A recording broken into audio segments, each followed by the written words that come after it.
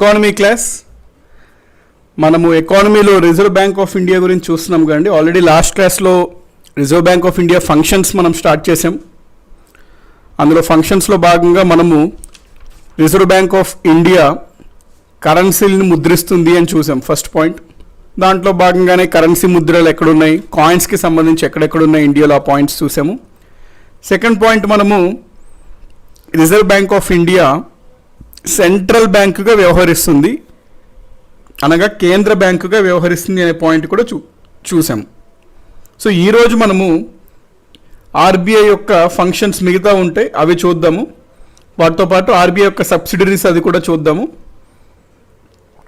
ఈరోజు కూడా important topic అండి. Good morning everyone of you అండి. Good morning. సో స్టార్ట్ చేసేద్దాం ఈరోజు క్లాస్. యాక్చువల్లీ 2 డౌట్స్ నిన్న అంటే నేను చూసానండి. మనకి జీజేపీ బిడ్ బ్యాంక్లో ఎకానమీ పెట్టడం జరుగుతుంది కదా. జీజేపీ బిడ్ బ్యాంక్లో ఎకానమీలో ఫస్ట్ క్వశ్చన్ నేను ఏం చూశాను అంటే, ఒకరు కింద కమెంట్ పెట్టారు సెకండ్ వీడియోలో. Question 14, sir GDP minus depreciation NDP వస్తుంది కదా, అక్కడ ఎన్ఎన్పి అని ఆప్షన్ ఆన్సర్ పెట్టడం జరిగింది. అంటే యాక్చువల్లీ అవునండి, ఎక్స్ప్లెనేషన్లో జీడిపిలో నుంచి డిప్రిసియేషన్ తీస్తే ఎన్డిపి, జిఎన్పి నుంచి డిప్రిసియేషన్ తీస్తే ఎన్ఎన్పి. అంటే ఈ పాయింట్ చెప్పడం కోసం ఇక్కడ మళ్ళీ GNP minus depreciation is equal to NNP అని క్వశ్చన్ అడిగింది ఇది. బట్ ఈ పాయింట్ చెప్పడం జనరల్గా ఒక అవగాహన కోసం చెప్పడం జరిగింది. దాని తర్వాత ఈ పాయింట్ అనుకున్నాం కాబట్టి ఆ ఫ్లోలో జనరల్గా ఎన్ఎన్పి అనే ఆప్షన్ పెట్టడం జరిగింది. కాకపోతే అక్కడ ఎక్స్ప్లెనేషన్ వైజ్ చెప్పిన వైజ్ ఏంటి అంటే, జీడిపి నుంచి డిప్రిసియేషన్ చేస్తే జీ నుంచి డిప్రిసియేషన్ చేస్తే ఎన్ వస్తుంది అని. సో ఆ క్వశ్చన్ ఒకటి నోట్ చేసుకోండి. సెకండ్, ఆ పాయింట్ మళ్ళీ ఫస్ట్ వీడియోలో ఒక క్వశ్చన్లో పెర్ క్యాపిటా ఇన్కమ్ తలసరి ఆదాయం రాష్ట్రంలో ఏ రాష్ట్రంలో ఎక్కువ ఉంటుంది అన్నప్పుడు గోవా అని చెప్పడం జరిగింది. అయితే ఒకరు అడిగారు, సార్ ఆప్షన్స్లో మహారాష్ట్ర ఉంది కదా, మహారాష్ట్ర ఉంటుండగా గోవా ఎందుకు అవుతుంది సార్ ఫస్ట్ అంటే, ఒకటి గుర్తుపెట్టుకోండి, మనకి పెర్ క్యాపిటా ఇన్కమ్ చూసినప్పుడు మాట్లాడినప్పుడు అయితే ఫస్ట్ పొజిషన్ గోవా అండి. మహారాష్ట్ర దగ్గరలో కూడా లేదు, 7th ఉంటుందన్నమాట మహారాష్ట్ర. సో గోవా ఒక్కటే అంటే గోవానే నెంబర్ 1. అయితే ఆయన అడిగారు, సార్ గోవాలో జస్ట్ టూరిజమే ఉంటుంది కదా, టూరిజం వల్లనే ఫస్ట్ ర్యాంక్ ఎట్లా వెళ్ళింది అంటే, గోవాలో టూరిజం ఉంటుంది ఎస్, బట్ టూరిజంతో పాటు అక్కడ మైనింగ్ అనేది చాలా ఇంపార్టెంట్ అండి. మైనింగ్ అనేది ఇంపార్టెంట్ ప్లస్ అక్కడ కోస్టల్ జోన్ కాబట్టి అక్కడ పోర్ట్స్ కాబట్టి ఎక్స్పోర్ట్స్ ఇంపోర్ట్స్ వాటి నుంచి కూడా చాలా ఆదాయం వస్తుంటుంది అనమాట, ఆ కస్టమ్స్ డ్యూటీ. సో అన్ని పాయింట్స్ గుండా గోవా అనేది first rank. So every one వచ్చేసరికండి స్టార్ట్ చేసేద్దామండి ఈరోజు క్లాస్ని. మనము ఆర్బీఐ యొక్క ఫంక్షన్స్ మనం మాట్లాడుకుందాం. రిజర్వ్ బ్యాంక్ ఆఫ్ ఇండియా యొక్క ఫంక్షన్స్ గురించి మనం మాట్లాడదాం. ఆల్రెడీ 2 ఫంక్షన్స్ చూసాం మనము, కరెన్సీ ముద్రణ మరియు కేంద్ర బ్యాంక్ సెంట్రల్ బ్యాంక్గా ఆర్బీఐ వ్యవహరిస్తుంది అని. ఈరోజు మనము థర్డ్ ఫంక్షన్ ఆఫ్ ఆర్బీఐ చూద్దాం. థర్డ్ ఫంక్షన్ ఆఫ్ ఆర్బీఐ ఏంటి అంటే, ఆర్బీఐ అనేది బ్యాంకులకు బ్యాంకు. ఆర్బీఐ అనేది బ్యాంకులకే బ్యాంక్ అనమాట. అంటే RBI acts as the bank to the banks. బ్యాంకులకు bank. RBI acts bank to the bank, bankers bank అని కూడా అంటారు. దీని అర్థం ఏంటి, బ్యాంక్ టు ద బ్యాంక్స్ అంటే అర్థం ఏంటి? ఇప్పుడు మనకి ఎప్పుడన్నా సరే ఏదన్నా మనీ అవసరం వచ్చినప్పుడు మనము బ్యాంక్స్ని ఆశ్రయిస్తాం. అదేవిధంగా మరి బ్యాంకులకే డబ్బులు అవసరం వచ్చిందనుకోండి, అప్పుడు బ్యాంకులు ఆర్బీఐ తలుపు తడతాయి అన్నమాట. దీనికి అర్థం బ్యాంక్ టు ద బ్యాంక్స్ అంటారు. అంటే ఇప్పుడు ఒకవేళ మరి బ్యాంకులు ఎప్పుడన్నా ఆర్బీఐ నుంచి డబ్బులు కోరాలి అంటే కోరుకోవచ్చు. అప్పుడు ఆర్బీఐ ఆ ఇచ్చిన దానిపైన కొంత ఇంట్రెస్ట్ ఛార్జ్ చేస్తుంది, బ్యాంక్స్ కొంత సెక్యూరిటీ డిపాజిట్స్ పెట్టాలి. అవన్నీ మనము మానిటరీ పాలసీ టాపిక్ చదువుతాము, అందులో మనం క్లియర్గా చూస్తాం. బ్యాంకులో ఆర్బీఐ ఛార్జ్ చేసే ఇంట్రెస్ట్ ఏంటి అవన్నీ మనం అప్పుడు చూస్తాము. ఇప్పుడు మనం టాపిక్లో మనము ఆ టాపిక్ గుండానే మాట్లాడాలి కాబట్టి, ఆర్బీఐ ఫంక్షన్స్ గురించి మాట్లాడుతున్నాం కాబట్టి ఇప్పుడు నాట్ ది రైట్ టైం అనమాట. ఆర్బీఐ ఎంత ఇంట్రెస్ట్ ఛార్జ్ చేస్తుంది, దాన్ని ఏమంటాం అంతా జస్ట్ సింపుల్గా ఇక్కడ గ్రహించాల్సిన పాయింట్ ఏంటంటే, ఎస్ బ్యాంకులకే ఆర్బీఐ బ్యాంకులుగా వ్యవహరిస్తుంది అనే పాయింట్ గ్రహించాలి. ఇది third function of RBI. Fourth function of RBI మనం చూసుకున్నట్లయితే, ఆర్బీఐ అనేది మనకి పరపతిని నియంత్రిస్తుందండి. మన దేశంలోని ఉన్నటువంటి పరపతిని నియంత్రణ. పరపతి నియంత్రణ అనేది ఆర్బీఐ యొక్క 4th ఫంక్షన్. అంటే regulation of credit. Regulation of credit అంటే దీని అర్థం ఏంటి? ఇప్పుడు మనకి అప్పు ఏదైతే ఉందో అది ఎంత ఈజీగా అవైలబుల్గా ఉందా, కష్టంగా అవైలబుల్గా ఉందా, ఎట్లా ఉంది అని తెలియాలి అంటే మనకి అసలు మార్కెట్లో ఎంత మనీ సప్లై ఉందో తెలియాలి. మనీ సప్లై ఎక్కువగా ఉంటే ఆబ్వియస్లీ డబ్బులు ఎక్కువగా ఉన్నట్టు, బ్యాంకులకు దగ్గర కూడా డబ్బులు ఎక్కువగా ఉన్నప్పుడు, బ్యాంకుల దగ్గర డబ్బు ఎక్కువగా ఉంటే బ్యాంకులు ఈజీగా అప్పులు ఇవ్వడానికి చూస్తుంటాయి. దాన్ని బట్టి అప్పులు ఈజీగా దొరుకుతాయి. అప్పుడు అదే ఒకవేళ మనీ సప్లై తక్కువ ఉందంటే బ్యాంకుల దగ్గర కూడా మరి డబ్బులు తక్కువ ఉంది కాబట్టి బ్యాంకులు అప్పు ఇవ్వాలంటే అంత ఈజీగా ఇవ్వవు. సో ఇప్పుడు ఆర్బీఐకి అప్పులు ఈజీగా అవైలబుల్ చేయాలా మార్కెట్లో, లేకపోతే కష్టంగా చేయాలనేది ఆర్బీఐ చేతిలో ఉంటుంది. దీన్నే ఆర్బీఐ పరపతిని నియంత్రణ ఏ రకంగా చేస్తుంది అంటే మానిటరీ పాలసీ. మనం నెక్స్ట్ టాపిక్ కాకుండా నెక్స్ట్ టాపిక్ మానిటరీ పాలసీ అండి, అది కూడా ఇంపార్టెంట్. అందులో ఇవన్నీ చూస్తాం. సో పరపతి నియంత్రణ, రెగ్యులేషన్ ఆఫ్ క్రెడిట్ కూడా మానిటరీ పాలసీ కింద వస్తుంది. నెక్స్ట్ పాయింట్, 5th పాయింట్, ద్రవ్యోల్బణంని కంట్రోల్ చేయడం అండి. Controlling the inflation. ద్రవ్యోల్బణంని నియంత్రణ చేయడం, కంట్రోలింగ్ ది ఇన్ఫ్లేషన్. మనకి ధరలు గనక బాగా పెరిగిపోతున్నట్లయితే దాని ప్రభావం కామన్ మ్యాన్ పైన తీవ్రంగా పడుతుంది. మరి అట్లా అవ్వకుండా చూడాలి అంటే ఆర్బీఐ ప్రధానమైనటువంటి పాత్ర పోషించాలి. ఈరోజు మనము పోర్చుగల్ చూసుకున్నా, గ్రీస్ చూసుకున్నా, స్పెయిన్ చూసుకున్నా అవి సివియర్ రెసెషన్కి వెళ్ళిపోయింది. గ్రీస్ అయితే even it was in depression అనమాట. Some 4 or 5 months back Greece was in depression. అది హారిబుల్ స్టేట్. అంటే అక్కడ నెంబర్ ఆఫ్ థౌజండ్స్ ఆఫ్ వాళ్ళ రూపీస్ ఇస్తే ఒక కాఫీ వస్తుంది ఆ టైంలో. ఎందుకు? సింపుల్గా అక్కడ సెంట్రల్ బ్యాంక్ అనేది సకాలంలో సరిగ్గా ఈ కంట్రోలింగ్ ద ఇన్ఫ్లేషన్ చేయలేకపోయింది. దానివల్ల తీవ్ర పరిణామాలు ఎదుర్కోవాల్సి వచ్చింది అనమాట ఆ కంట్రీస్. అందుకనే సెంట్రల్ బ్యాంక్ అనేది ప్రతి దేశంలో ఎప్పటికెప్పుడు ద్రవ్యోల్బణంని కంట్రోల్ చేస్తూ ఉండాలన్నమాట. సో కంట్రోలింగ్ ద ఇన్ఫ్లేషన్ కూడా ఆర్బీఐ ఎట్లా చేస్తుంది అంటే అగైన్ మానిటరీ పాలసీ అండి. ఆర్బీఐ దగ్గర కొన్ని పరికరాలు, టూల్స్ ఉంటాయి, దానికి వాడుకొని ఆర్బీఐ అనేది మానిటరీ పాలసీ ద్వారా ద్రవ్యోల్బణంని కూడా కంట్రోల్ చేస్తుంది. ఈ పాయింట్ ఓకే అండి. నెక్స్ట్ ఇంకొక పాయింట్, నిన్న ఫస్ట్ క్లాస్లో ఒకరు అడిగారండి, ఆ క్వశ్చన్ కూడా క్లియర్ చేస్తాను ఎట్లా వచ్చింది కాబట్టి సందర్భం. ఆర్బీఐ ఓన్లీ సెంట్రల్ గవర్నమెంట్కి అప్పులు ఇస్తుందా సార్, ఆర్బీఐ స్టేట్ గవర్నమెంట్స్కి అప్పులు ఇవ్వదా అని ఒకరు అడిగారు. సమ్వన్ పేరైతే నాకు గుర్తులేదు కానీ అడిగారు. ఆర్బీఐ ఓన్లీ సెంట్రల్ గవర్నమెంట్కి అప్పులు ఇస్తుందా, ప్రైవేట్కి ఈ స్టేట్ గవర్నమెంట్స్కి అప్పులు ఇవ్వదా అన్నాడు. ఇక్కడ గుర్తుపెట్టుకోండి, మనకి ఆర్బీఐ చట్టం 1934 ఉంటుంది. ఆర్బీఐ చట్టంలో 1934లో 20వ సెక్షన్ ఉంటుందండి, సెక్షన్ 20. ఈ సెక్షన్ 20 దేని గురించి చెప్తుందంటే కేంద్ర ప్రభుత్వానికి ఆర్బీఐ ఇచ్చే అప్పుల గురించి తెలుపుతుంది. సెక్షన్ 20. ఇదే ఆర్బీఐ యాక్ట్ 1934 చట్టంలో మనకి సెక్షన్ 21A ఉంటుంది, సెక్షన్ 21A. సెక్షన్ 21A మనకి స్టేట్ గవర్నమెంట్స్కి ఆర్బీఐ ఇచ్చే అప్పుల గురించి తెలుపుతుంది. కాబట్టి ఇక్కడ మీకు అర్థం అవ్వాల్సిన విషయం ఏంటి అంటే ఎస్, ఆర్బీఐ అనేది బోత్ సెంట్రల్ గవర్నమెంట్కి అప్పులు ఇస్తుంది, స్టేట్ గవర్నమెంట్కి కూడా అప్పులు ఇస్తుంది. సో ఈ విధంగా మీకు ఎటువంటి క్వశ్చన్స్ ఉన్నా మీరు వీడియో కింద కమెంట్ కింద పెట్టేయండి. లైవ్ చాట్లో క్వశ్చన్స్ కన్నా వీడియో కింద కమెంట్ పెడితే ఎట్ ఏ టైం నేను చూడగలుగుతాను. సో కన్వీనియంట్ ఉంటుంది అనమాట. లైవ్ చాట్ అంటే క్వశ్చన్స్కి స్కిప్ అయిపోవచ్చు, క్లాస్ మధ్యలో కూడా మేబీ నేను అది అబ్జర్వ్ చేయకపోవచ్చు క్వశ్చన్స్. సో వీడియో కింద ఉన్న కమెంట్స్ కింద క్వశ్చన్ లేకపోతే క్యూ అని పెట్టి మీరు మీది అడగండి. నేను టైం ఉన్నప్పుడు డెఫినెట్లీగా అది ఒకసారి చూస్తాను, చూసి మీకు ఫర్దర్ వీడియోస్లో నెక్స్ట్ వీడియోస్లో ఎప్పటికెప్పుడు ఆన్సర్ చేసేస్తుంటాను సందర్భం వచ్చినప్పుడు. సో ఇది ఒకరు అడిగారు, వాళ్ళకి క్లియర్ అనుకుంటా ఇది. నెక్స్ట్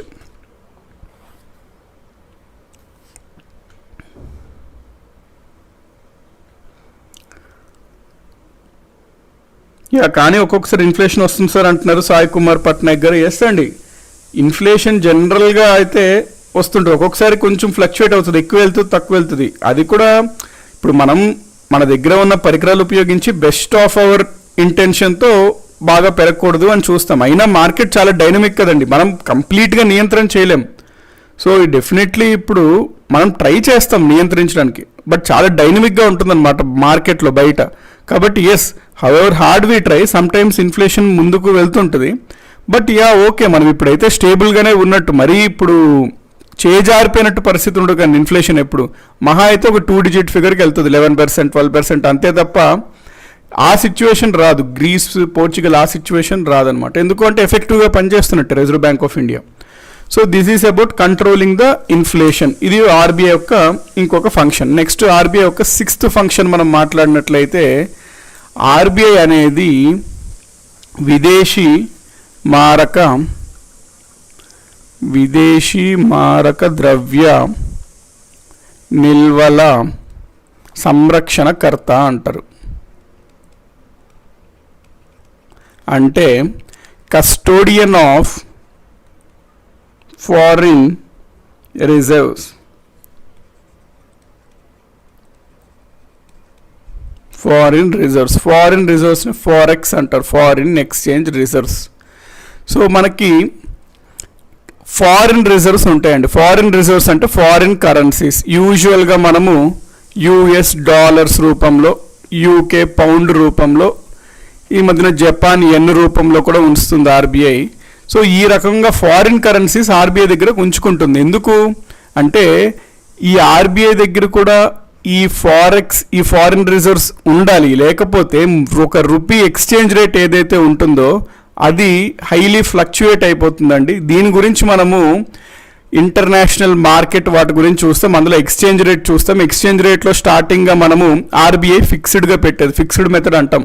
అంటే $1 = 20 రూపీస్ అని ఆర్బీఐ పెట్టేది, ఫిక్స్ చేసేది ఒక అమౌంట్, అంతే ఉండేది అనమాట, మారకుండా. దాని తర్వాత మళ్ళీ మనము ఫ్లక్చుయేటింగ్ మెథడ్ తీసుకున్నాం. దీన్ని బట్టి ఏంటంటే మార్కెట్లో డిమాండ్ బట్టి ₹1కి $1కి వ్యత్యాసం బట్టి ప్రెసెంట్ డే మార్కెట్లో ఉంటే ఎంతెంత మారుతుందో ఎవ్రీడే మారుతుంది. దాన్ని బట్టి ఇవి కూడా మారుతుంటాయి. ఇదంతా మీకు నేను ఇంటర్నేషనల్ మార్కెట్లో చెప్తాను. ఇక్కడ కరెక్ట్ టైం కాదండి ఇక్కడ చెప్పడం, ఎందుకంటే మనం ఇక్కడ ఆర్బీఐ ఫంక్షన్స్ గురించి మాట్లాడుతున్నాము. సో ఇక్కడ మీరు అబ్జర్వ్ చేసినట్లయితే పాయింట్ ఏంటి అంటే ఆర్బీఐ అనేది ఫారిన్ రిజర్వ్స్ ఉంచుకుంటుంది, custodian of foreign reserves, forex reserves. So next అండి, ఓకే అండి సాయిబ్రహ్మ గారు, మీరు అదేనండి క్వశ్చన్ లైవ్ చాట్లో కాకుండా కింద కమెంట్స్లో పెట్టేసేయండి, ఒకసారి పెట్టేసేయండి చాలు, నేను అప్పుడు డెఫినెట్గా చూస్తాను. అదే ప్రింట్స్ ఆర్బీఐ కదా అన్నారు, నోట్ ప్రింట్ చేసేది ఆర్బీఐ కదా, మరి మనకి కావాల్సిన నోట్స్ ఎందుకు ప్రింట్ చేయదు అంటే సింపుల్ అండి. మనకి అంటే ఇది చాలా స్టాండర్డ్ క్వశ్చన్ సార్. ఆర్బీఐ అనేది నోట్స్ ప్రింట్ చేయొచ్చు కదా, మరి ఇష్టం ఉన్నట్టు నోట్స్ ఎందుకు ప్రింట్ చేసేలేదు, అప్పుడు అందరికీ మనీ వచ్చేస్తుంది కదా, అప్పుడు అందరూ హ్యాపీగా ఉండొచ్చు కదా అని మీరు అడుగుతున్నారు. సింపుల్ రీజన్ ఏంటి అంటే ఇప్పుడు ఒకసారి సడన్గా ఎటువంటి ఆర్థిక కార్యకలాపం జరగకుండా మనీ వచ్చింది అనుకోండి, అంటే ఎటువంటి ఎకనామిక్ యాక్టివిటీ అంటే ఒక వస్తువు కానీ ఒక సేవ కానీ తయారవ్వకుండా మనకి ఫ్రీగా ఎటువంటి ఆర్థిక కార్యకలాపాలు పాల్గొనకుండా డబ్బు వచ్చింది అనుకోండి, అప్పుడు జనరల్గా ఇన్ఫ్లేషన్ వస్తుంది. ఎందుకు, ఇప్పుడు అందరికీ దేశంలో అందరి చేతిలో ప్రింట్ చేసి ₹1,00,000 ఇచ్చారనుకోండి, మనీ సప్లై ఏమైంది, చాలా ఎక్కువ అయిపోయింది. ఇప్పుడు ఒక వస్తువు ఏదన్నా ఉంది, ఒక ఆనియన్స్ ఉన్నాయి, ఆ వస్తువులు పెరగలే, వస్తువులు పెరిగి దానికి తగ్గట్టుగా మనీ పెరిగితే బాగానే ఉండేది. కానీ ఇక్కడ వస్తువులు అంతే ఉన్నాయి, డబ్బు బాగా పెరిగిపోయింది మార్కెట్లో. అప్పుడు ఏమవుతుంది, ఒక ఆనియన్ ఉంది, ఆనియన్ వస్తువులు అంతే ఉన్నాయి, ఒక్కొక్కరి దగ్గర డబ్బులు పెరిగిపోయినాయి. ఇప్పుడు ఒక వ్యక్తి ఏమంటాడు, ₹50 నేను కొంటాను అంటాడు, ఇతనికి ఊరికనే ₹1,00,000 వచ్చింది, ఇతనేమంటాడు నేను 500 కొంటాను అంటాడు, ఇంకొక అతను 1000 కొంటా అంటాడు. కాబట్టి సింపుల్గా చెప్పాలంటే ఇష్టం ఉన్నట్టు ప్రింట్ చేసుకుంటూ వెళ్ళిపోతే అక్కడ ద్రవ్యోల్బణం, ఇన్ఫ్లేషన్ అనేది హైపర్ ఇన్ఫ్లేషన్ వస్తుంది, చాలా ఎక్కువ ఇన్ఫ్లేషన్ వచ్చేస్తుంది. దానివల్ల మొత్తం ఎకానమీకే బ్యాడ్ అనమాట, కుప్పకూలిపోతుంది ఆర్థిక వ్యవస్థ. అందుకని మనం ఇష్టం ఉన్నట్టు మనీ అయితే ప్రింట్ చేసేయలేమండి. నెక్స్ట్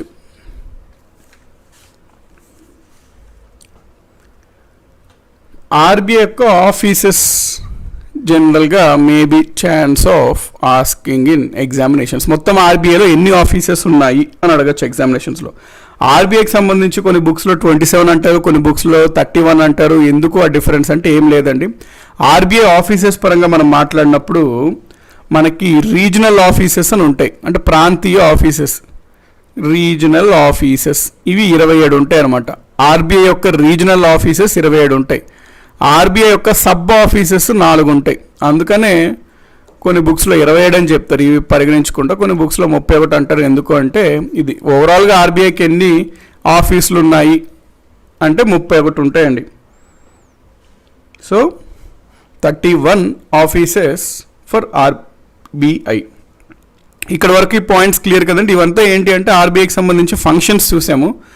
ఇప్పుడు మనము ఆర్బీఐకి సంబంధించి సబ్సిడరీస్ అనేది చూద్దామండి. ఇది కూడా వెరీ ఇంపార్టెంట్ టాపిక్ అనమాట.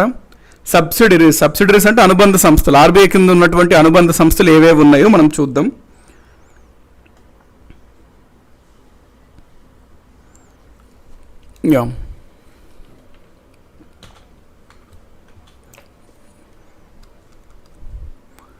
ఆర్బీఐ యొక్క అనుబంధ సంస్థలు, సబ్సిడియరీ ఆఫీసెస్,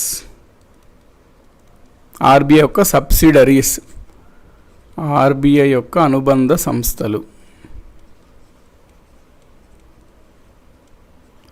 అనుబంధ సంస్థలు అంటే ఏంటి అసలు? ఇప్పుడు ఒక సంస్థ ఉంది, ఈ సంస్థ క్రింద ఒక చిన్న ఇంకొక సంస్థ ఉంది. ఈ సంస్థ వాళ్ళు ఎవరైతే మేనేజ్ చేస్తారో వాళ్ళే ఈ సంస్థను పెట్టడం జరిగింది. ఎందుకు? ఈ సంస్థకు సంబంధించి ఏదైనా ఒక పర్టికులర్ అంశం పైన హెల్ప్ చేయడం కోసం ఒక సపరేట్ ఒక సంస్థను ఏర్పాటు చేశారు. దీన్ని మనము పేరెంట్ కంపెనీ అంటాం. ఎందుకంటే వీళ్ళ నుంచి ఈ చిన్న సంస్థ అనేది వచ్చింది కాబట్టి. ఈ చిన్న వాళ్ళు పెట్టిన సంస్థని డాటర్ కంపెనీ అంటాం, ఎందుకంటే వాళ్ళు ఏర్పాటు చేశారు కాబట్టి ఈ కంపెనీని. సో ఇప్పుడు ఏమంటాం? ఈ చిన్నది ఏదైతే ఉందో daughter company subsidiary of RBI అంటాం. అంటే ఆర్బీఐ యొక్క అనుబంధ సంస్థ, సబ్సిడరీ ఆఫ్ పేరెంట్ కంపెనీ ఈ డాటర్ కంపెనీ అనేది. సో ఈ పాయింట్ ఓకే కదండి. ఇప్పుడు మనకి ఆర్బీఐ యొక్క సబ్సిడరీస్ గురించి మాట్లాడినప్పుడు నేను ఓవరాల్గా లిస్ట్ ఇస్తానండి. అంటే ఒకప్పుడు కూడా ఏముండేవో ఆర్బీఐ కింద, అయితే అందులో కొన్ని తీసివేశారు. ఈ లిస్ట్ అంతా ఇచ్చి నేను మీకు ఏది తీసేశారో ఎప్పుడు తీసేశారో అని చెప్తాను, ఎందుకంటే అప్పుడు ఆ పాయింట్ కూడా కవర్ అవుతుంది. ఇప్పుడు కేవలం ఎన్ని సబ్సిడరీస్ ఉన్నాయి మాత్రమే చెప్తే ఓకే, కాకపోతే ఇక ముందు వేరేవి కూడా ఉండేవి కానీ వాటిని తీసేశారు. సో నేను ఒకప్పుడు ఏముండేవో మొత్తం చెప్తాను, ఏవేవి ఎప్పుడెప్పుడు తీసేశారో చెప్తాను, సో దట్ మీకు వాటిపైన కూడా స్పష్టమైన అవగాహన వస్తుంది. కాబట్టి ఆర్బీఐ యొక్క అనుబంధ సంస్థల్లో ఫస్ట్ మనం మాట్లాడుకోవాల్సింది ఏముంటుంది అంటే నేషనల్ హౌసింగ్ బ్యాంక్, ఎన్హెచ్బి. ఇది తీసేశారండి, అది నేను మీకు చెప్తాను పాయింట్స్. ఇప్పుడు లేదు కదా అని మీరు అనుకోద్దు, ఇప్పుడైతే ఇది లేదు, అది నేను మీకు చెప్తానండి. ఫస్ట్ అయితే ఏవేవి ఉండేవో ఒకప్పుడు అంతా లిస్ట్ ఇచ్చేస్తాను, సో దట్ మనం ఒక్కొక్కటి చూడొచ్చు. నేషనల్ హౌసింగ్ బ్యాంక్ ఒకటి ఉంటుంది, ఇది ఆర్బీఐ యొక్క సబ్సిడరీ సంస్థ. Next NABARD, national bank for agriculture and rural development అనేది కూడా ఆర్బీఐ కింద ఒక అనుబంధ సంస్థగా ఉండేది. నెక్స్ట్ డిఐసిజిసి అని ఉంటుందండి, deposit insurance and credit guarantee corporation, credit guarantee corporation, credit guarantee corporation. Next దీన్ని డిఐసిజిసి అంటాం. చూస్తామండి ఒక్కొక్కటి ఏంటో మనం చూస్తాం క్లియర్గా. నెక్స్ట్ బిఆర్బిఎన్ పిఎంపిఎల్ అంటాం, అంటే భారతీయ రిజర్వ్ బ్యాంక్. నోట్ చేసుకోండి, ఎగ్జామ్స్లో చాలా ఎగ్జామ్స్లో అడిగాడు, కింద ఇచ్చిన వాటిలో ఆర్బీఐ యొక్క సబ్సిడరీ ఏది, లేకపోతే ఆర్బీఐ యొక్క సబ్సిడరీ కానిది ఏది, అట్లా ప్రశ్నలు అడుగుతాడు. ప్లస్ ఇండివిజువల్ కూడా వీటిపైన అడుగుతాడు, ఇది ఎప్పుడు ఏర్పాటు చేశారు, ఇది ఎప్పుడు ఏర్పాటు చేశారు, ఇదే ఎప్పుడు ఏర్పాటు అయింది, అట్లా కూడా అడుగుతాడు. చూస్తాం ఒక్కొక్కటి కూడా. Bharatiya reserve bank note Mudran limited, ముద్ర అంటే ముద్రించడం, ప్రింట్ చేయడం అని, ముద్రన్ లిమిటెడ్. దీన్ని Bharatiya reserve bank Mudran limited, Mudran private limited అండి ఇది.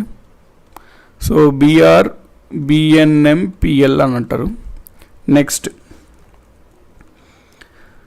Reserve bank information technology private limited అని ఉంటుంది, ఇన్ఫర్మేషన్ టెక్నాలజీ ప్రైవేట్ లిమిటెడ్.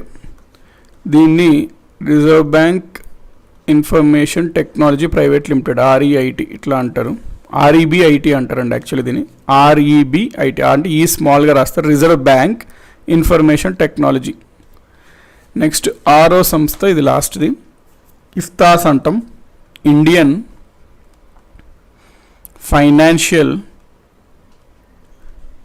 ఇవన్నీ క్లియర్గా ఎక్కడా ఉండవండి బుక్స్లో, సో నోట్ చేసుకోండి నోట్స్లో. టెక్నాలజీ అండ్ allied సర్వీసెస్, దీన్నే ఇఫ్తాస్ అంటారు. కాబట్టి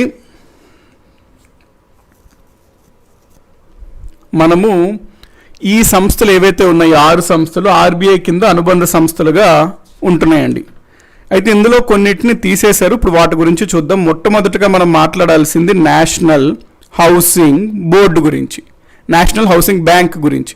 ఎన్హెచ్బి గురించి మనం మాట్లాడినట్లు ఫస్ట్ మనం ఎన్హెచ్బి గురించి మాట్లాడదాం. నేషనల్ హౌసింగ్ బ్యాంక్ గురించి మనకి 1984లో కేంద్ర ప్రభుత్వం ఒక చట్టం చేసింది. ఆ చట్టం ఏంటి అంటే national housing bank act 1984. National housing bank act 1984. ఈ చట్టం ప్రకారం ఏం చెప్పింది కేంద్ర ప్రభుత్వం అంటే, మనకి హౌసింగ్ రంగం ఉంది కదండి, ఆవాస రంగం.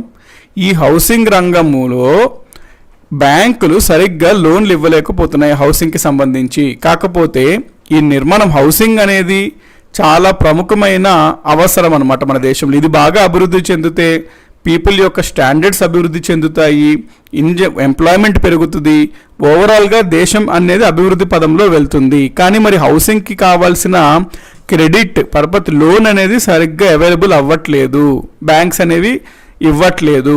అందుకని చెప్పి హౌసింగ్ లోన్స్ ఏదైతే ఉందో హౌసింగ్ సెగ్మెంట్, వాటికి సకాలంలో రుణాలు అందుబాటులో ఉంచడం కోసం ఒక సంస్థను ఏర్పాటు చేస్తాం మేము. ఆ సంస్థ భారతదేశంలో ఉన్నటువంటి హౌసింగ్ లోన్స్ని మొత్తం పర్యవేక్షిస్తుంది. ప్రభుత్వం ఫర్ ఎగ్జాంపుల్ ప్రధానమంత్రి ఆవాస్ యోజన అనే ప్రోగ్రామ్ ఉంది. అందులో ఇల్లు కట్టించాలి అని ఉంటారు. మరి దానికి అప్పులు కావాలి కదా, ఇల్లులు కట్టించాలి అంటే అప్పుడు ప్రభుత్వం డబ్బులు ఇవ్వాల్సి వస్తుంది. అంటే బ్యాంకులకి కొంత డబ్బులు గవర్నమెంట్ ఇవ్వాలన్నమాట. అయితే అప్పుడు గవర్నమెంట్ ఏం చేస్తుంది, ఈ నేషనల్ హౌసింగ్ బ్యాంక్కి గవర్నమెంట్ ఇస్తుంది డబ్బులు.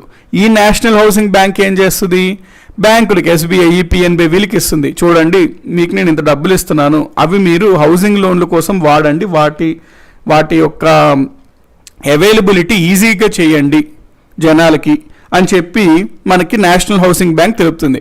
ఓవరాల్గా ఇది ఏంటి అంటే, మన దేశంలో హౌసింగ్ సెగ్మెంట్ ఏదైతే ఉందో అది సకాలంలో రుణాలు అందడం కోసం ఇది పర్యవేక్షిస్తుంది అనమాట. బ్యాంకుల్లో ఉన్న హౌసింగ్ లోన్లు ఏ విధంగా ముందుకు వెళ్తున్నాయి అనేది ఇది పర్యవేక్షణ కోసం పెట్టారు. ఈ చట్టం చేశారు. దాని ప్రకారం ఎన్హెచ్బి అనేది ఏర్పాటు చేశారు. అయితే ఈ చట్టం ప్రకారం దీన్ని ఏర్పాటు చేశారు. మరి ఏ సంవత్సరంలో ఏర్పాటు చేశారు ఎన్హెచ్బి అంటే 1988. దీని యొక్క హెడ్ క్వార్టర్స్ ఎక్కడ అంటే న్యూఢిల్లీలో ఉంటుంది. దీని యొక్క ఎండి అండ్ సిఇఓ కూడా అడుగుతున్నారండి ఎగ్జామ్స్లో, అందుకే ఇస్తున్నా. ఎండి అండ్ సిఇఓ ఎవరు నేషనల్ హౌసింగ్ బ్యాంక్కి? ఇప్పుడు ప్రెసెంట్ చూసుకున్నట్లయితే మనకి ఎస్కే హోతా, శారదా కుమార్ హోతా. అయితే ఇది మీరు ఎప్పటికెప్పుడు అప్డేట్ చేసుకోవాలండి ఇది మాత్రం, ఎందుకంటే మారుతూ ఉంటుంటారు. మీరు ఎప్పటికెప్పుడు న్యూస్లో పర్సన్ న్యూస్ అవన్నీ అబ్జర్వ్ చేసుకుంటూ మారుస్తూ ఉండండి, అంటే అప్డేట్ చేసుకోవాలన్నమాట. అయితే ఇక్కడ నేను చెప్పాలనుకుంటున్న మెయిన్ ఇంపార్టెంట్ పాయింట్ ఏంటి అంటే, ఏప్రిల్ 2019 పేపర్ చదువుతుంటారండి రోజు. పేపర్ ఒకవేళ చదివినట్లయితే ఏప్రిల్ లాస్ట్ ఇయర్లో, అంటే ఎగ్జాక్ట్గా ఒక 1 year బ్యాక్, అప్పుడు హెడ్లైన్స్లో ఇదే ఉండేది కంప్లీట్గా. ఏమని అంటే, అప్పటి వరకు నేషనల్ హౌసింగ్ బ్యాంక్ అనేది ఆర్బీఐ కింద ఉండేది, ఆర్బీఐ అనుబంధ సంస్థ అనేది ఉండేది. అనుబంధ సంస్థ అంటే దీంట్లో యొక్క షేర్ మొత్తం ఆర్బీఐ కింద ఉండేది. అంటే దీంట్లో 100% ఆర్బీఐ షేరే ఉండేది, ఆర్బీఐ కంట్రోల్ చేసేది ఆర్బీఐ ఒక ఇది. అయితే మనకి చాలా విమర్శలు వచ్చాయి. ఏమని, ఆర్బీఐ బ్యాంకుల్ని రెగ్యులేట్ చేస్తుంది, నియంత్రణ చేస్తుంది. అటువంటి బ్యాంకులకి ఇది డబ్బులు ఇస్తుంది నేషనల్ హౌసింగ్ బ్యాంక్ అనేది. మరి ఆర్బీఐ నియంత్రణ చేయాల్సిన సంస్థే ఆర్బీఐ కింద ఉంది అంటే అది కరెక్ట్ కాదు. ఆర్బీఐ వేటినైతే నియంత్రణ చేస్తుందో వాటిని ఆర్బీఐ కింద ఉంచకండి అని చెప్పి చాలా కమిటీస్ చెప్పడం జరిగింది. ప్రభుత్వం కూడా లాస్ట్ ఇయర్ ఏం చేసిందంటే, ఏప్రిల్ 2019లో కేంద్ర ప్రభుత్వం, గవర్నమెంట్ ఆఫ్ ఇండియా మొత్తం ఈ ఎన్హెచ్బి యొక్క మొత్తంని ఆర్బీఐ నుంచి కొనుగోలు చేసేసింది. కాబట్టి ఇప్పుడు ఎన్హెచ్బి అనేది completely owned by government of India. ఈ సంవత్సరం మీరు definitely you can expect A question, NHB is a RBI subsidiary, government of India subsidiary అట్లా ఇస్తాడు. Government of India owned company అండి ఇది దీని complete ownership stake government of ఇండియాకు ఉంది ఇప్పుడు 100%. కాబట్టి ఏప్రిల్ 2019లో ఏం చేశారు అంటే, గవర్నమెంట్ ఆఫ్ ఇండియా కొనేసింది ఏంటి, complete ownership of NHB from RBI, complete stake of NHB from RBI. ఈ పాయింట్ ఓకే కండి, గవర్నమెంట్ కంప్లీట్గా కొనివేసింది. సో ఇప్పుడు ప్రెసెంట్ ఎన్హెచ్బి ఎవరి కింద వస్తుంది, గవర్నమెంట్ ఆఫ్ ఇండియా కింద వస్తుంది. చాలా బుక్స్లో ఆర్బీఐ అని ఇస్తుంటారండి, మీరు అది అప్డేట్ చేసిండు, అక్కడ మార్పులు చేసిండు. ఎందుకంటే 2019 ఏప్రిల్ కన్నా ముందు పబ్లిష్ అయి ఉంటే చాలా స్టాండర్డ్ బుక్స్, అంటే అప్డేటెడ్ వెర్షన్ కాకపోతే అందులో అంతా ఆర్బీఐ అనుబంధ సంస్థ ఎన్హెచ్బి అనేది ఉంటుంది. ఆ పాయింట్ దగ్గర అప్డేట్ చేసుకోండి. ఎగ్జామ్స్లో కూడా ఇట్లాంటివి అడుగుతాడండి. స్టూడెంట్స్ అనేవాళ్ళు అప్డేటెడ్గా ఉన్నారా, అవేర్గా ఉన్నారా, ఇది మరి ఇంత పెద్ద న్యూస్ వాళ్ళకి తెలిసి ఉందా, ఇట్లాంటివే పడతాడు అనమాట ఎగ్జామ్లో కూడా. కాబట్టి ఎన్హెచ్బి అనేది ఇప్పుడు completely comes under government of India. ఇది ఎన్హెచ్బి గురించి. కాబట్టి ఇక్కడ నేను ఆర్బీఐ సబ్సిడరీస్లో చెప్పాను. ఎందుకు అంటే ముందు ఉండేది ఇప్పుడు కాదు అని. కాబట్టి ఇప్పుడు ఎన్హెచ్బి అనేది ఆర్బీఐ కింద సంస్థ కాదు. సో రేపు పొద్దున ఎగ్జామ్లో క్రింది ఇచ్చిన వాటిలో ఆర్బీఐ యొక్క అనుబంధ సంస్థ కానిది ఏది, ఆర్బీఐ యొక్క సబ్సిడరీ కానిది ఏది అని చెప్పి తీస్తే ఇది మీరు టిక్ పెట్టాలి. నెక్స్ట్ నబార్డ్ గురించి మనం మాట్లాడదాం. నబార్డ్ ఫుల్ ఫామ్ ఏంటండి? National bank for agriculture and rural development. National bank for agriculture and rural development. National bank for agriculture and rural development. దీన్నే మనము తెలుగులో జాతీయ వ్యవసాయ గ్రామీణాభివృద్ధి బ్యాంకు అంటాం. మనకి భారతదేశం అభివృద్ధి అవ్వాలంటే ప్రధానంగా 2 శాఖలు అభివృద్ధి అవ్వాలి. ఏంటవి? వ్యవసాయం అభివృద్ధి అవ్వాలి. ఎందుకంటే ఎక్కువ మంది ఇప్పటికీ కూడా దాదాపుగా అరౌండ్ 50% ఆఫ్ ఇండియన్ పాపులేషన్ వ్యవసాయం మీద డిపెండ్ అయి ఉంటున్నారు. ఎప్పటికెప్పుడు న్యూస్లో చూస్తాము రైతుల యొక్క ఆత్మహత్యల గురించి, ఎప్పటికెప్పుడు న్యూస్లో చూస్తాము కొనుగోలు ద్వారా బాగా తగ్గిపోయింది, దాని మీద రోడ్ల మీదే టమాటోలు పడేసారు రైతులు, రోడ్ల మీదే ఉల్లిపాయలు పడేశారు, ఇవి చూస్తాం. అంటే ఇక్కడ ఏమవుతుందో ఇంకొకసారి ఏం చూస్తాం, వరదల వల్ల తీవ్రత నష్టత కలిగింది వ్యవసాయానికి అని చూస్తాము. ఒకసారి వర్షం లేకపోవడం వల్ల కరువు సంభవించింది అని చూస్తాము.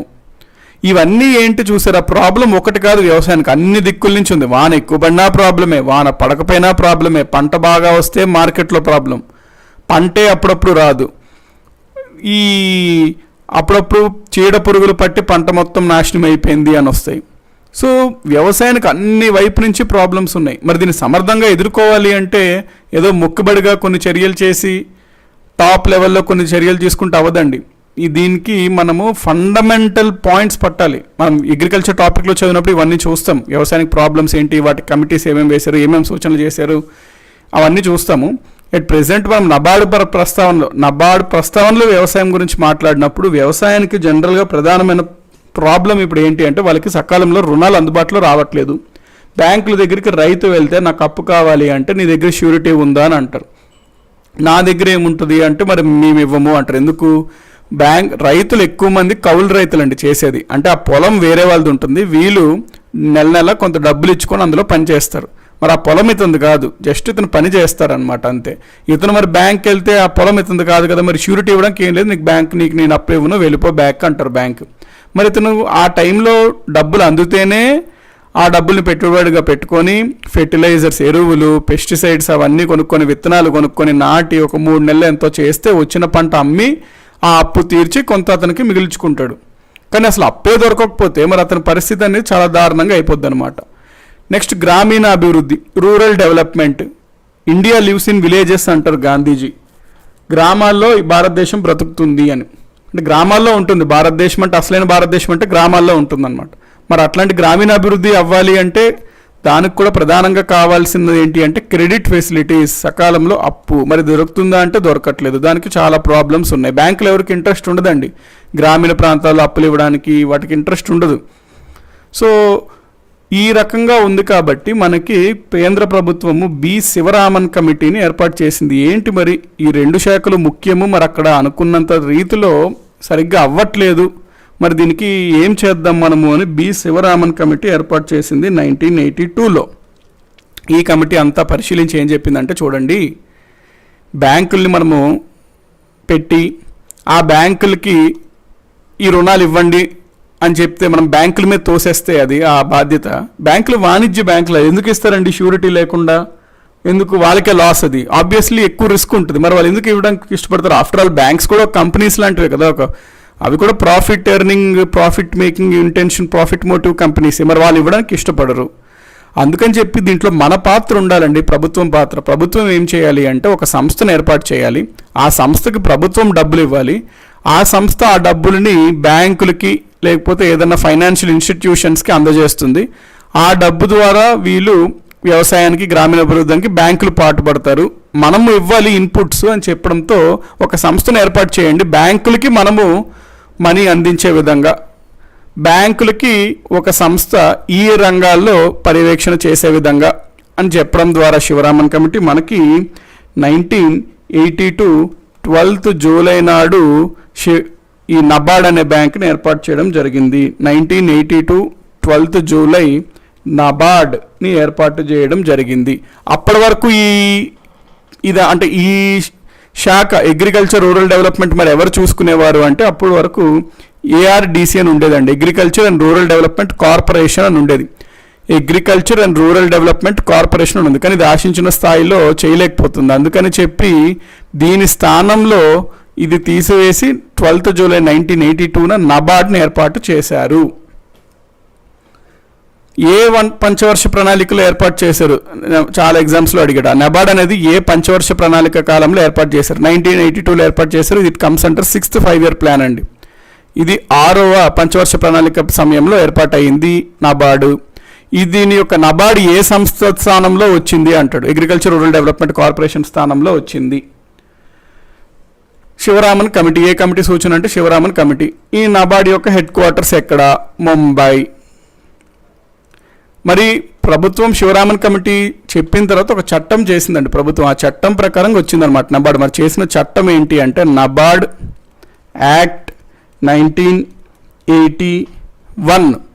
ఈ చట్టం చేసి ఈ చట్టం అనుగుణంగా 12th జూలై 1982 నాడు నబార్డ్ అనేది ఏర్పాటు చేసింది. కాబట్టి నబార్డ్ అనేది చట్టబద్ధ సంస్థ, ఒక చట్టం ఆధారంగా ఏర్పడింది. చట్టబద్ధ సంస్థ అంటే ఇంపార్టెన్స్ ఆల్రెడీ చెప్పాను కదండి మీకు RRBs చెప్పినప్పుడు. ఏదైనా మార్పులు చేయాలి అంటే ఇందులో ఈ చట్టంలో మార్పులు చేయాలంటే పార్లమెంట్ అందరూ కలిసి ఇన్వాల్వ్ అయ్యి చేయాల్సి వస్తుంది, అంత ఈజీ కాదనమాట. సో నబార్డ్కి 2 సబ్సిడరీస్ ఉంటాయండి. నబార్డ్ కింద సబ్సిడరీస్ 2 ఉంటాయి. మేబీ మీకు ఆప్షన్స్లో ఎలిమినేషన్ ద్వారా ఎక్కడన్నా యూస్ఫుల్ అవ్వచ్చు. నబార్డ్ యొక్క సబ్సిడరీస్ అంటే నబార్డ్ యొక్క అనుబంధ సంస్థలు మళ్ళీ 2 ఉంటాయి అన్నమాట. సబ్సిడరీస్ ఆఫ్ నబార్డ్ నాబ్కాన్స్ అని ఉంటుంది, నాబ్కాన్స్. ఇంకొకటి నాబ్ఫిన్స్ అని ఉంటుంది. నాబ్కాన్స్ అంటే NABARD consultancy services, NABARD consultancy services. NABFINS అంటే నబార్డ్ ఫైనాన్షియల్ సర్వీసెస్. సో ఈ 2 నబార్డ్ యొక్క అనుబంధ సంస్థలు. రేపొద్దున ఏమో మీకు ఇచ్చి మరి ఏమైనా కింద ఇచ్చిన వాటిలో ఏది నబార్డ్ కింద అనుబంధ సంస్థ అట్లాగంటే నాబ్కాన్స్ అంటే నాబ్కాన్స్ ఏంది అన్నట్టు అనిపిస్తుంది. సింపుల్, నబార్డ్ కన్సల్టెన్సీ సర్వీసెస్, ఇది ఫైనాన్షియల్ సర్వీసెస్. ఈ 2 సంస్థలు నబార్డ్కి అనుబంధ సంస్థలు. ఈ పాయింట్ ఇది ఓకేగా అండి? ఇవన్నీ నబార్డ్ కింద అనుబంధ సంస్థలు. అయితే ఇక్కడ ఒక పాయింట్ నోట్ చేసుకోండి, మనకి 2010 నుంచి నబార్డ్లో కూడా ప్రభుత్వం మెల్లగా తగ్గిస్తూ వస్తుందన్నమాట షేర్ని. 2010 నుంచి నబార్డ్ యొక్క షేర్ కూడా RBI కింద ఉండేది ఒకప్పుడు. ఇది ప్రభుత్వం ఏం చేస్తుందంటే RBI కింద కొంత కొనుగోలు చేస్తూ వచ్చింది. దాదాపుగా 2019 వచ్చేసరికి 99.6% గవర్నమెంట్ ఆఫ్ ఇండియాకి వచ్చేసింది. 0.4% మాత్రమే RBI కింద ఉండేది. ఈ 0.4% కూడా 20 కోట్లు అనుకుంటండి ఆ వాల్యూ. దాన్ని కూడా 2019 ఏప్రిల్లో గవర్నమెంట్ ఆఫ్ ఇండియా కంప్లీట్గా కొనేసింది ఏప్రిల్లో. కాబట్టి ఏప్రిల్ నుంచి నబార్డ్ కూడా RBI యొక్క సబ్సిడరీ సంస్థ కాదు, గవర్నమెంట్ ఆఫ్ ఇండియా చెందినది అనే పాయింట్ గుర్తుపెట్టుకోండి. ఒకప్పుడు ఇది RBI కింద ఉండేది, అందుకే నేను మీకు సెకండ్ నబార్డ్ ఇచ్చాను. నబార్డ్ కూడా ఒకప్పుడు RBI కింద అనుబంధ సంస్థనే, కానీ ఈ నబార్డ్ని ఇప్పుడు కంప్లీట్గా గవర్నమెంట్ ఆఫ్ ఇండియా కొనేసింది. సమ్ 10 years బ్యాక్ 2010లోనే ఫస్ట్ కొనేసిందండి గవర్నమెంట్. అయితే కొంత షేర్ RBI కింద ఉండేది, ఇప్పుడు దాన్ని కూడా last year government of India కొనేసింది. కాబట్టి నబార్డ్ కూడా ప్రస్తుతం కనుక మనం మాట్లాడినట్లయితే RBI కింద అనుబంధ సంస్థ కాదు, ఒకప్పుడు ఇది ఉండేది. కాబట్టి ఎగ్జామ్స్లో ప్రశ్న ఏమని అడుగుతాడు? నబార్డ్ అనేది ప్రస్తుతం గవర్నమెంట్ ఆఫ్ ఇండియా కింద ఉంది, దీనికన్నా ముందు ఎవరి కింద ఉండేది అంటాడు. RBI కింద ఉండేది అని మనం చెప్పాలి. లేదా ఆర్బీఐ కింద ఒకప్పుడు ఉన్నటువంటి నబార్డును ఇప్పుడు ఎవరి చేతిలో ఉంది, డిఫరెంట్ ఆప్షన్స్ ఇస్తాడు. మనకు అప్పుడు ఏమని చెప్పాలి, గవర్నమెంట్ ఆఫ్ ఇండియా చేతిలో ఉంది. కాబట్టి ఈ రెండు ఇప్పుడు ప్రస్తుతం అయితే ఆర్బీఐ యొక్క అనుబంధ సంస్థలు కాదు. ఆర్బీఐ యొక్క అనుబంధ సంస్థలు ఇవ్వండి, ఈ 3, 4, 5, 6 ఉన్నాయి. ఈ 4 అనుబంధ సంస్థలు ప్రస్తుతం ఆర్బీఐ యొక్క అనుబంధ సంస్థలు అంటే ఈ 4 అనమాట. సో ఈ 4 గురించి మనము నెక్స్ట్ క్లాస్లో చూద్దాము. ఇది ఇక్కడ మీకు ఎందుకు చెప్పాను అంటే తెలియాలన్నమాట. తెలిస్తేనే మనకు అసలు ఇవి ఏ విధంగా గవర్నమెంట్ ఆఫ్ ఇండియా చేతిలోకి వెళ్ళే తెలుస్తుంది. కాబట్టి ఈ 4 అనేది అట్ ప్రెసెంట్ కూడా ఆర్బీఐ యొక్క అనుబంధ సంస్థలు. వీటి 4 గురించి మనం నెక్స్ట్ క్లాస్లో కలుసుకుందాము, అంటే నెక్స్ట్ క్లాస్లో చెప్పుకుందాం, ఎకానమీ నెక్స్ట్ క్లాస్లో. ఇప్పుడు మీరు ఇంటర్వెల్ తీసుకోండి. అరౌండ్ 11 o'clockకి మనము షార్ప్గా we will be meeting for history class. So thank you అండి ఎవ్రీవన్ అండి. సో అదే మీకు ఏం డౌట్స్ ఎట్లా ఉన్నా కింద కమెంట్స్లో క్వశ్చన్ అని పెట్టేసేయండి. లైవ్ చాట్లో చూడడానికి స్కోప్ తక్కువ, మళ్ళీ మనకి క్లాస్ ఆల్రెడీ టైం కన్స్ట్రెయింట్ ఉంది కాబట్టి it's better not to deal with doubts in the class అండి. ఎందుకంటే మనకి సిలబస్ ఇదంతా ఏదైతే ఉందో మనకి ఆల్రెడీ ఆ టైంలో మనం కవర్ చేయాలి కాబట్టి లిమిటెడ్ టైం. మనము మళ్ళీ క్లాస్లో మళ్ళీ ఒక్కొక్క డౌట్ని చూసుకొని వాటిని వెళ్ళే బదులు మీరు కమెంట్లో పెట్టేస్తే నాకు టైం ఉన్నప్పుడు నేను చూస్తుంటానండి అవి. దెన్ మీకు ఒకటేసారి ఆ సందర్భం వచ్చినప్పుడు, ఈరోజు మీరు చూసినట్లయితే ఆర్బీఐ సంబంధం వచ్చింది కాబట్టి అక్కడ మీకు ఒక పర్సన్ అడిగిన డౌట్ ఉండింది, స్టేట్ గవర్నమెంట్కి ఇవ్వదా అని, అది మనం డీల్ చేసేసాం. ఆ విధంగా మనం డౌట్స్ని క్లియర్ చేసేసుకోవచ్చు అనమాట. సో కింద పెట్టేసేయండి కమెంట్స్ కింద. ఎవ్రీ క్లాస్లో లాస్ట్లో మనము last 5 minutes maybe we can allocate for doubts. So ఇవన్నీ నోట్ చేసుకోండి. మనకి బుక్స్లో జనరల్గా అవైలబుల్ ఉండదు, క్లియర్గా నోట్ చేసేసుకోండి ఇవన్నీ పాయింట్స్. మనం హిస్టరీ క్లాస్లో 10:58 అలారం పెట్టేసుకోండి, నోటిఫికేషన్ కోసం వెయిట్ చేయొద్దు. 11 o'clockకి షార్ప్గా స్టార్ట్ చేసేద్దాం. హిస్టరీలో వైష్ణవిజం, భగవతిజం